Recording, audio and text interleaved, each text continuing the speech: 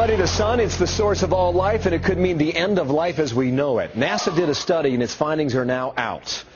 We're not talking about global warming. A brand new government study on the very real destructive threat of solar storms. Check it out. The surface of the sun, a roiling mass of plasma and charged high-energy particles. As we move to the launch pad, we can show exactly what we mean, escaping the surface of the sun and traveling through space to areas down here on Earth. Now, this giant fireball, if that ball hit the Earth and its magnetic shield, it would be devastating. I want to show you New York City at night. Times Square, drove through here at 8 o'clock last night. Streets are empty, but the electric power grid would be wiped out by the current. Lights and computers, transportation, hospitals, all would go down. The study warns it would be a disaster, far worse than anything we have seen before. The menace of these sunstorms poses a bigger threat to more high-tech and advanced countries like the U.S. Everything from our sewage systems to our Wall Street banks operate with our power grid. And a game-changing solar storm that could hit at any time. So how worried should we be?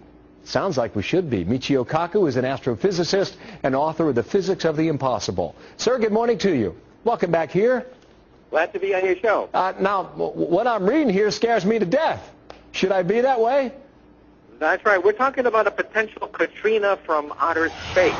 Katrina caused about $100 billion in property damage.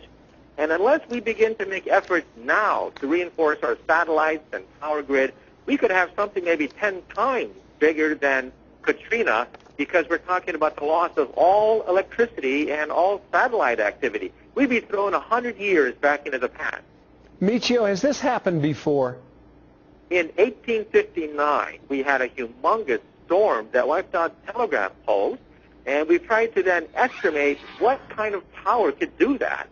And we now realize that we are very young in the space age. If something like the 1859 storm hit again, it would literally paralyze all the United States, not just for a day or an hour, but for months to years. Transformers would short circuit and burn out. Satellites would be fried to a crisp. And the sun, however, has these storms every 11 years. Every 11 years, the magnetic field flips. But in 2012, we do expect perhaps another big one. Well, we have never before in our history, in human history for that matter, relied so much on technology as we do today.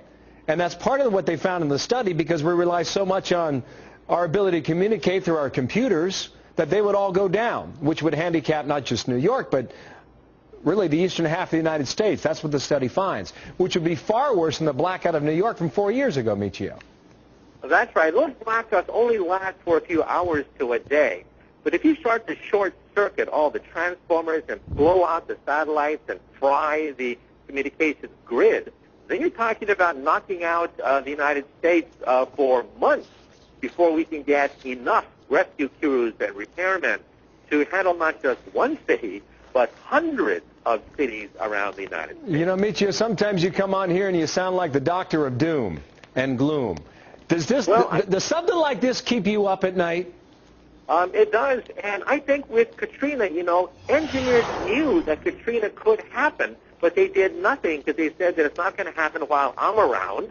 Well, now we learned the lesson. You have to prepare for things, especially when you know that at some point it's inevitable that we're going to have another big one, like we had back in 1859, except this time we're totally dependent on electricity.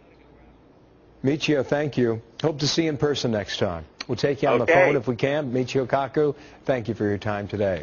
1859. I mean, we're going back 150 years on that, Megan. Now he's wondering about 2012.